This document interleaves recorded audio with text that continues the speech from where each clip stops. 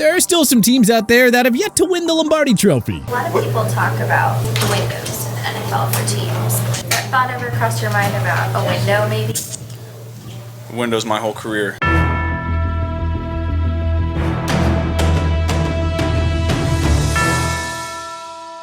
There are still a dozen NFL franchises that have never won the big game. So how about we look forward at 2023 and see which of them has the best and worst chances to rewrite the history books. Number 12, Arizona Cardinals. The Arizona Cardinals were one of the trendiest picks for the Super Bowl over the past couple of seasons, with Cliff Kingsbury and Kyler Murray at the helm. But boy, has that all come unraveled for them. Kingsbury was jettisoned out of town after an abysmal 4-13 2022 season that was somehow actually worse than the record even indicates. Between the Kyler study plan, the power struggle between Cliff and the front office, and not to mention the resentment that seemed to be spreading throughout the locker room like wildfire, the fact of the matter is that the organization became a comedy of errors. Then, to top it all off, Kyler tore his ACL and will now miss the entirety of the 2023 season. Meaning, new coach, new quarterback, a lot of turnovers, and a handful of key players sold off ahead of what is expected to be a very down year. As far as I'm concerned, they're not just near the bottom tier of this list, but frankly across the entire NFL when it comes to their Super Bowl hopes. Number 11, Carolina Panthers. For the first time in a long time, really since Cam Newton's heyday, there is hope in Carolina. They wheeled and dealed their way into the first overall pick and took Bryce Young, who they and many around the NFL believe is gonna be one of the next great young quarterbacks in the league. That said, there is no guarantee that Young pans out. And even if he does, who's to say that he's this franchise-altering quarterback in year one? Or that he even gets slotted into the starting lineup year one? There's a real chance that the Panthers decide to sit Young and let him learn the offense while the team continues to stink. Whether Young starts or not, it'll be a long season for the Panthers. If they even scratch their way into a wildcard berth, that would be a huge win. They really shouldn't be taken seriously as a Super Bowl contender in 2023 under any circumstances.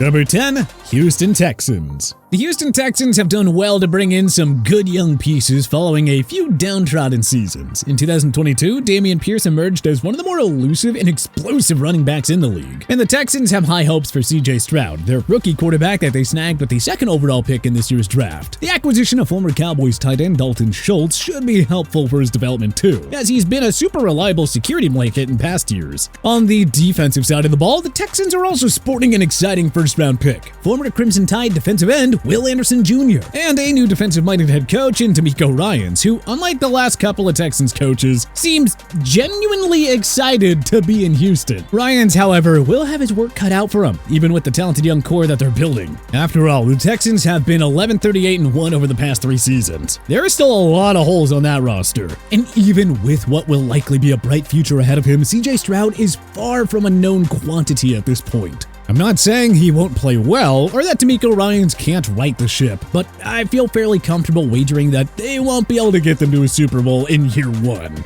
Number 9, Cleveland Browns.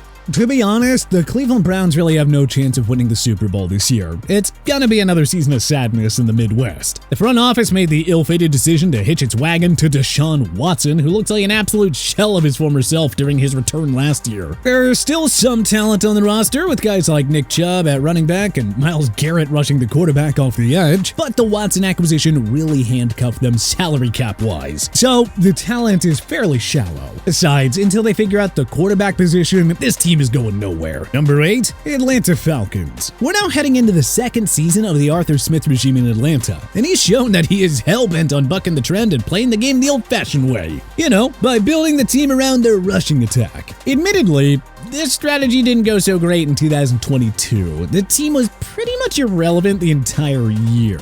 Smith, however, has doubled down, continuing to zig when the rest of the league zags by taking a running back, Bijan Robinson, with the 8th overall pick in the draft. Safe to say that this team is going to try and pound the rock this year, and who knows, they may be able to compete for the NFC South title. After all, that is a rather downtrodden bunch there following the departure of Tom Brady. But the Super Bowl is definitely still a bridge too far. Number 7, Tennessee Titans. After dominating the AFC South for the last few seasons, the Titans slipped up in 2022 and dropped the ball, largely due to the struggles at the quarterback position. Unfortunately for the folks in the Music City, the questions at the position still exist. The team rolled the dice on Kentucky product Will Levis early in the second round this year, and he'll compete with Malik Willis and incumbent starter Ryan Tannehill for the job. But expectations are not what they once were in Nashville. I would be stunned to see this team make a deep playoff run in 2023.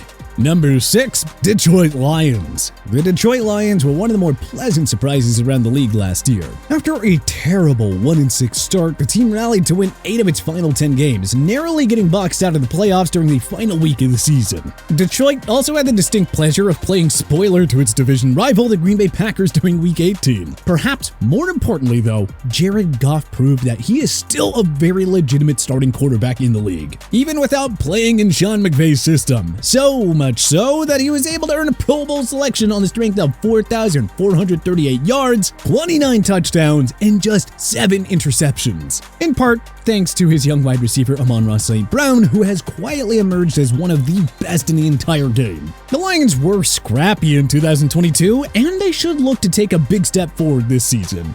But let's not get too crazy and think that means Super Bowl. After all, the organization has been around for a long time, and they just always seem to find a way to take 2 steps back after a big step forward. Number 5, Jacksonville Jaguars. After their epic playoff push during the second half of the 2022 season and the ridiculous comeback they made against the heavily favored Los Angeles Chargers during the wildcard round, the Jaguars are quickly becoming one of the most in vogue dark horse picks around the league. Trevor Lawrence is starting to look more and more like the can't-miss talent that everyone had him pegged as coming out of Clemson. And they've actually built a nice core of skill players around him with guys like Travis Etienne, Calvin Ridley, Zay Jones, and Evan Ingram. Plus, they have a proven winner at the wheel in Doug Peterson. Jacksonville's defense is still going to be a big question mark heading into the 2023 season. But the unit definitely improved as last season progressed, and they'll have some solid continuity with Roy Robertson Harris and Devon Hamilton returning. It's still a bit of a long shot that the Jaguars make it to the Super Bowl, let alone win it. But who's to say that Trevor Lawrence doesn't have a run like Joe Burrow did during his second season in the NFL and lead the team all the way there? And hey, once the big game arrives, anything can happen. Number 4, Los Angeles Chargers. The Chargers are one of the older franchises on this list, and they have certainly proven over the years that they have no shortage of creative ways to lose big games. But hey, if they can put the ugliness of last year's wildcard round meltdown behind them, they have more than enough talent to make a run at winning the Super Bowl this year.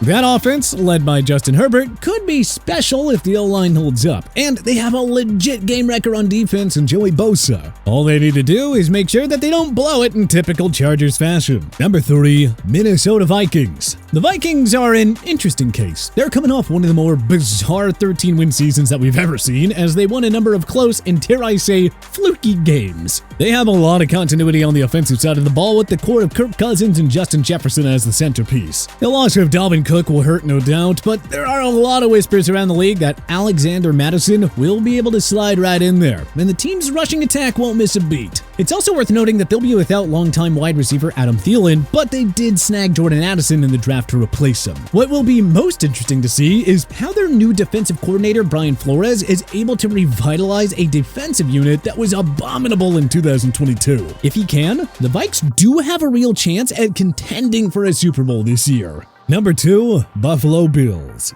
There seems to be a growing belief that the Bills are going backwards since their Super Bowl window opened in 2020, going from the AFC title game to 2 divisional round losses that got worse in successive order. But as far as I'm concerned, the Bills still have a great chance at making a deep postseason run this year, and maybe even exercising their Super Bowl demons by winning the big one. Obviously, with Josh Allen, Stephon Diggs, Gabe Davis, and the rest of the gang, that offense should be solid no matter what. You know, as long as they can cobble together some sort of a running game this year, preferably one that doesn't involve their franchise quarterback running around like mad every week. Nevertheless, what people really seem to sleep on when it comes to the Bills is their defense. The loss of Tremaine Edwards hurt, but they still have a stud in Matt Milano, and Buffalo has one of the better defensive backfields in the AFC, headlined by names like Micah Hyde and Jordan Poyer. Between the talent, continuity, and coaching, Buffalo has got a great chance to spread smiles all around Western New York come February.